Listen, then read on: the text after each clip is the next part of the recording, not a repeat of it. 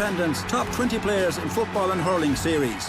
Who will be the number ones in each county? Who will make the top 20 and who will lose out? And how will they fare at All-Ireland level? Plus, on Saturday, the big finale, when the top 20s nationally will be revealed. Irish Independent, real stories worth paying for. In print or subscribe at independent.ie. Off the ball. This is News Talk. Now you're welcome back. It's been a while, but it's great to speak to the Ringer's John Gonzalez, who covers all things basketball. John, how you doing? Great to have you with us. Excellent. Great to see you. How are you? Oh, your hair is flourishing in these new conditions.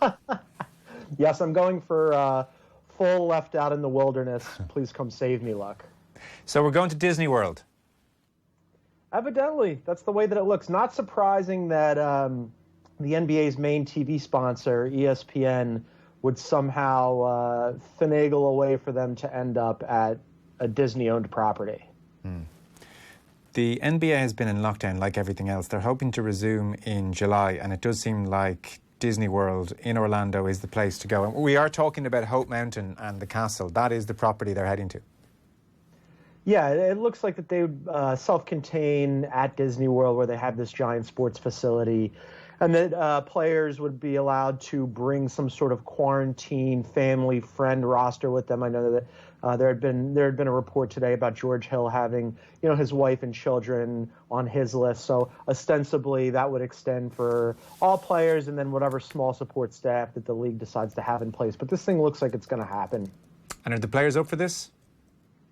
It would seem so. I mean, I think there's some debate about which teams would be coming back. I mean, it would seem sort of silly if they go with a format. There had been some discussion about every team in the league playing somewhere between 72 to 76 games, which would mean bringing back teams that are already mathematically eliminated from the playoffs, which doesn't seem to make a ton of sense. But if they go with another format, like going directly into the playoffs, or potentially there was a proposal floated where they'd have a football-style World Cup group stage format, and then have two teams advance from those stages into a playoff, then that would make, I think, more sense for the players, and it would incentivize them all to come back. What stage of the season are we at? There's about a month left when it got canceled. So, I think that they're looking to play somewhere north of 70 games if they resume in the regular season. But it would probably make more sense if they went with the group stage format or just directly into the playoffs. That way you don't have to bring back a lot of players, staff, coaches that really don't need to be there, and that would potentially endanger them. When we're talking over here about the Premier League resuming in soccer, the primary motivation, I suppose, to be fair, in tandem with just wanting to finish the league and have a winner, but the primary motivation for a huge cohort of clubs in the middle is the TV money. About $1 billion is waiting to be cashed in on. Is it a similar story with the NBA this year? Absolutely. I mean, the TV ratings and the attendant money that would be involved are huge. They're massive. I mean, just this past weekend, I'm not sure if you saw the 4-man golf outing with Peyton Manning and Tom Brady and Phil Mickelson and Tiger Woods, but the ratings were massive. All over that. All over it. And people were gambling on it, and people are desperate for live sports. Similarly, as you mentioned, Premier League, you've got the UFC hosting fights. Any live sport that can be put on right now is destined to get massive ratings. So if the NBA can put a product back on the floor, you're going to see big numbers in TV ratings. You're going to see big numbers in TV revenue. You're going to see big numbers in the attendant gambling numbers. And I think that would help offset some of the lost revenue that you just can't recoup from the games that you missed out on, from fan involvement where you have ticket sales and merchandise and concessions. You're not going to get that, but you would get some money, which I guess is better than none.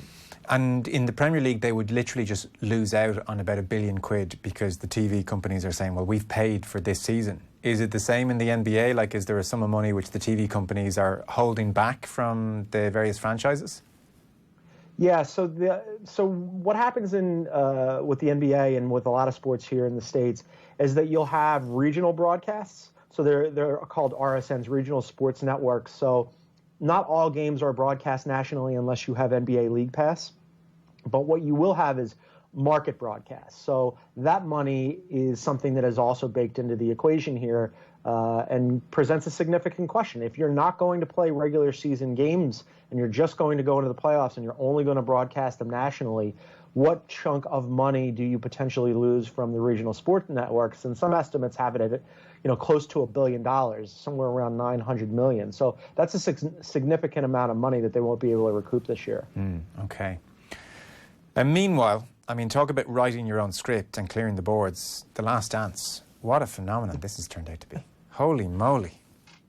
Yeah, it was fun. The same way that we were just talking about everybody hungering to see live sports. That wasn't live sports, but it was sports, and it hit that wonderful nostalgia sweet spot for me. That was the era that I grew up in. I grew up watching Jordan in those 6 championships, watching him compete against the Jazz, and then taking that, shall we say, suspect and strange break to go play baseball for a little bit, and then returning triumphantly and riding off into the sunset for a moment until he came back and debased himself with the Washington Wizards. But it was a lot of fun to watch that. The post-finale fallout. Scottie Pippen reportedly beyond livid. That was courtesy of ESPN's David Kaplan. You presume he has that pretty much from Pippen directly himself. He is so angry at Michael and how he was portrayed. He was called selfish, he was called this, he was called that. That he's furious that he participated and did not realise what he was getting himself into. It's an understatement. Was the portrayal of Pippen pretty fair in your eyes? Was it in tandem with how people saw Pippen? Like Jordan, for people who haven't seen it, did call Pippen selfish at one stage for delaying ankle surgery on a given season because he was deeply unhappy with his contract, and he was massively underpaid. Of that there is no doubt. But he was called selfish for doing that. There was maybe a doubting eye cast on the migraine for Game 7 of the 1990 Eastern Conference. There was obviously a fair amount of attention given to the game where, I think it was 1994 Eastern Conference, where he didn't come back for the final 1.8 seconds because he wasn't the guy to take the shot. Really, the sense Scottie Pippen seems to have is that until close to the finale of this whole series, where it's Game 6 against Utah Jazz in 98, where he kind of heroically keeps coming back onto the field with his back injury. Up until that point, as much as Jordan might say here and there, without Scottie Pippen, there's no Michael Jordan. Scottie Pippen doesn't see the production that way. Yeah, I don't know. Look, I understand that maybe Scottie and probably everybody, Horace Grant was also complaining about the way that he was portrayed afterwards and how it was sort of revisionist history and that it was very much tailored to fit Michael's narrative. But this isn't surprising, right? Michael Jordan is the greatest player, arguably, if you want to throw LeBron in there, but I would say the greatest player in NBA history. They did a 5-part or 10-part, 10 hours worth of documentary on him so that it comes out favorable to Michael and maybe not as favorable to some of his teammates is hardly surprising. But also, I'm not sure what Scottie would want here aside from wiping away the facts of the case. We know that he did refuse to go back into a playoff game because the play had been drawn up for Tony Kukoc and not for him. And by the way, Tony Kukoc hit that shot. We know that he was, as you mentioned, massively underpaid and that he did delay his surgery so that, he could recoup, a little bit of time on their dime. And I don't certainly begrudge him that, but these things did happen. So, that Scottie's a little upset, not surprising, but I think even less surprising is that Michael Jordan has somehow managed yet again to make people angry at him. Horace Grant said, lie, lie, lie. This was about the allegation that he had helped out with Sam Smith's book, The Jordan Rules, which at the time painted Jordan in an unflattering light. And he said, that's all a lie, and if MJ had a grudge with me, let's settle this like men. He also made the point, and one or two others did as well, that effectively they cut out the players going back at Jordan, that they showed Jordan bullying them and ruling them for sure, but they, a few of them made the point, well, we were alpha males in many respects as well. We'd risen to the very top of the game. We didn't just take it all the time. Yeah, and that's fair. I think that if their biggest gripe is that, hey, we fought back and that wasn't really shown, that is fair because that did happen. And then, that was part of also the Michael Jordan mythology that part of why he went at his guys so hard in practice was to get a rise out of them, to get a reaction from them, to toughen them up, to get them to come back at him. And then later on, when they were on the court playing another team, that it would be directed outwardly rather than inward. So I think that part of it is fair. But but also, again, hardly surprising that a documentary about the final run with Michael Jordan was hugely favorable to Michael Jordan. Yeah.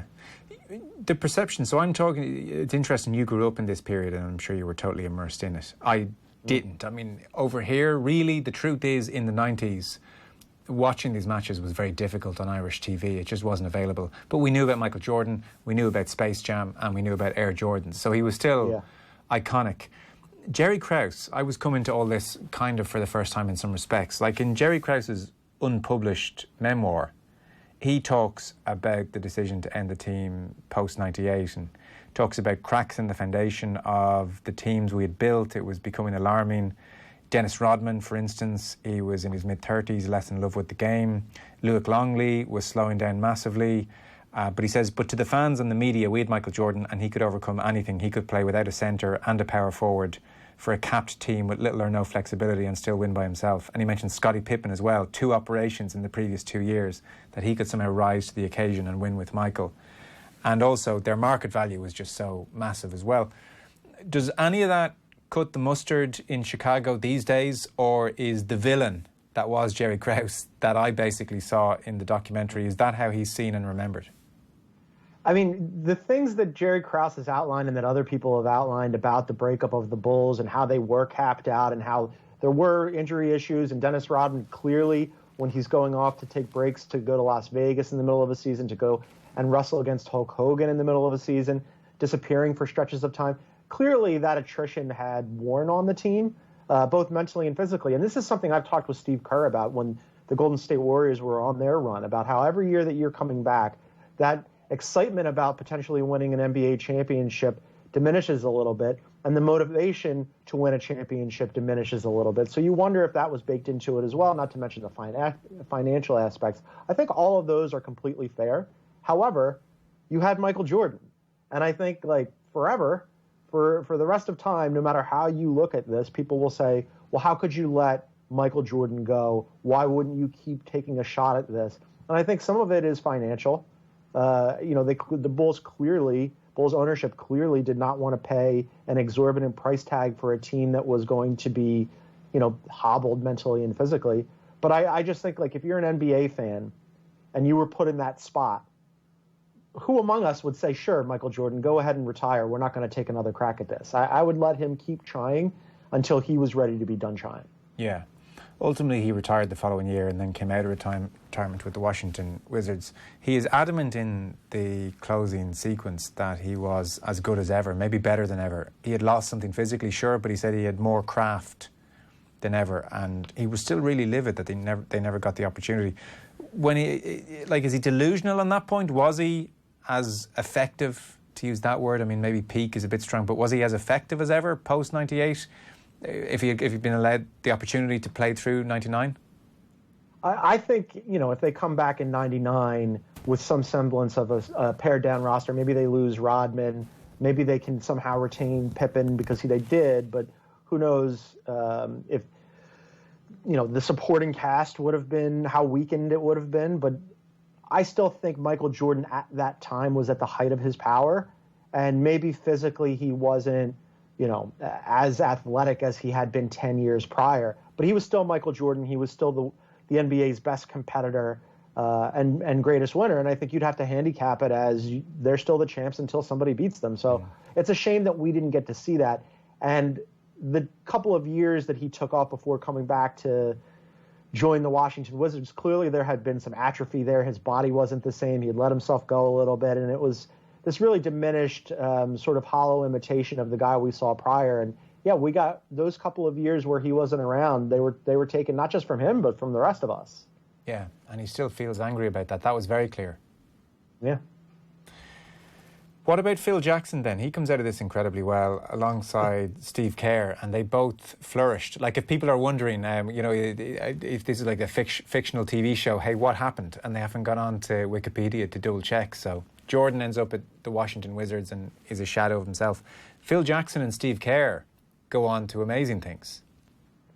Yeah, Steve Kerr has had a really interesting career. I mean, if you look at, obviously Phil Jackson is one of, if not the greatest coach in NBA history, going on to the Lakers to create yet another dynasty. And for all the things that Red Auerbach did with the Celtics in Boston, for Phil Jackson to basically have two versions of that in two different places was incredible. But Steve Kerr, from when he played with the Bulls, from when he played with the Spurs, from when he coached or was the general manager of the Suns and helped put together the 7 seconds or less team, and then to when he coached the dynasty with the Golden State Warriors, his career from beginning to end has really been remarkable for someone who, if you talk to him, he'll tell you, like, he obviously wasn't the most physically gifted player in the NBA, not even on his own team most of the time, and yet carved out this really long, impressive career, not just as a player, but also as a general manager and a coach in the NBA, and has done nothing but win the entire time.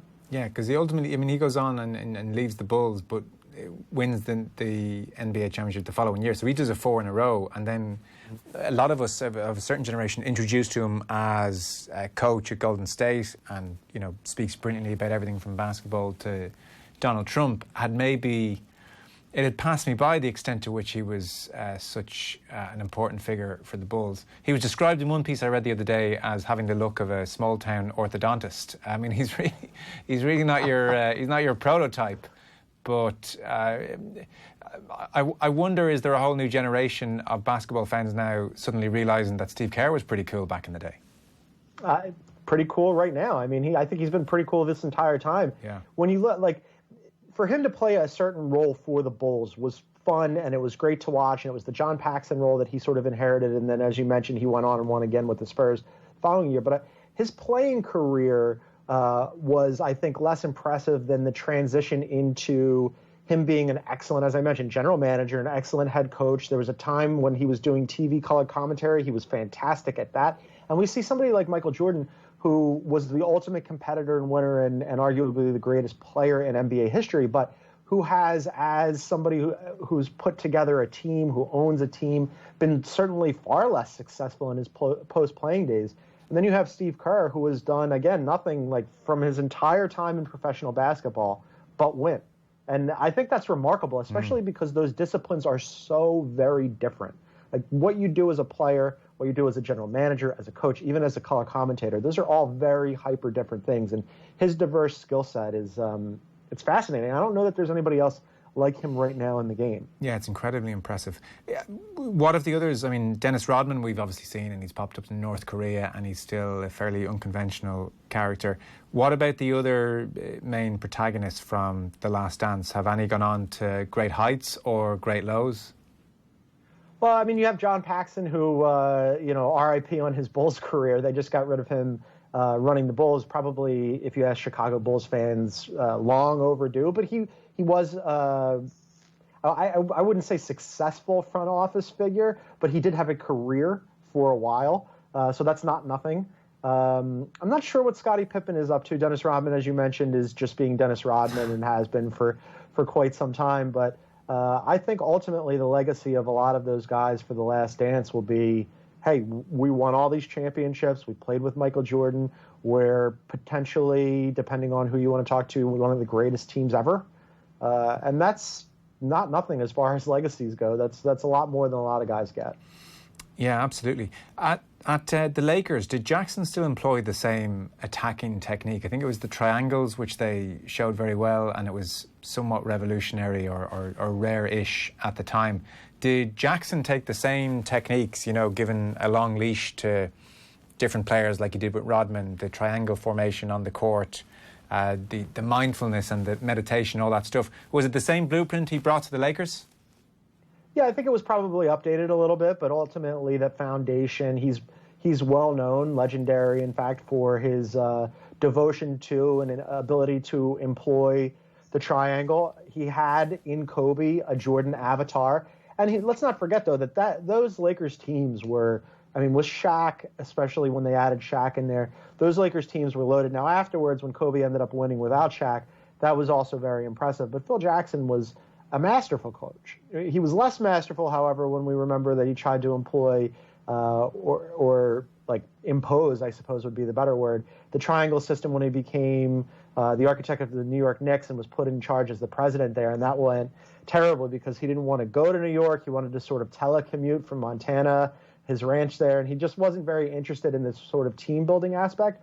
But that Zen mastery that you mentioned, where he challenged his guys and he motivated them, and he was sort of a different sort of figure when it came to how he coached. You see that in the trickle down in how Steve Kerr coached, or how somebody like Luke Walton, who coached under Steve Kerr, now coaches. I mean, these are the sort. I had a conversation with Luke Walton about how he did mindfulness training, but basically meditation and yoga with his guys regularly, and that's something that Steve Kerr had encouraged as well. And you could draw a direct line right back to Phil Jackson on those.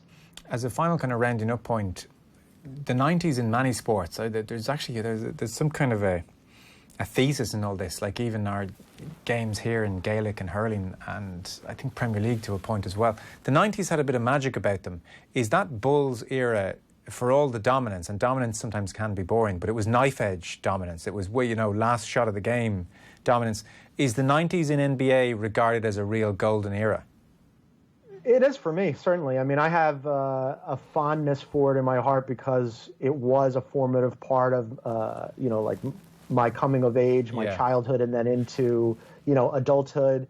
And if you were saying that if you separate yourself from that, because we all have that formative decade that we sort of love, but would it be considered, by the old timers as a pretty good period as well?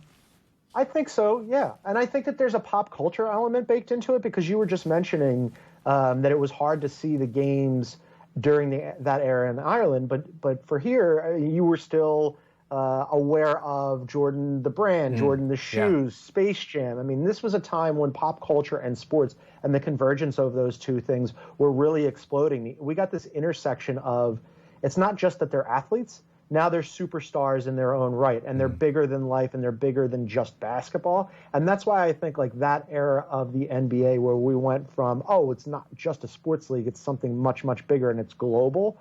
That's why I think that imprint will be forever lasting. Where does that Bulls team finally rank in the all-time list of great teams? I mean, you'd have to probably throw in some of those Super Celtics teams that Red Auerbach coached. You'd have to throw in the Lakers of the 80s and the Celtics of the 80s, the turn of the 90s Pistons, and then, of course, the Spurs have been great since 99, and then you've got the early aughts Lakers. So they're all in that mix there. But for me personally, and maybe this is my nostalgic bias and just the fact that I think that Michael Jordan is the greatest player ever, but I'd have them number one. I think when Michael Jordan was playing and not distracted with baseball or gambling or warring with his front office, he was the greatest player I ever saw play basketball, and those teams were the most dominant. Okay. John, always great to catch up with you. John Gonzalez from The Ringer. Let's talk again soon. Hopefully come July we're all at Disneyland. Thanks, John.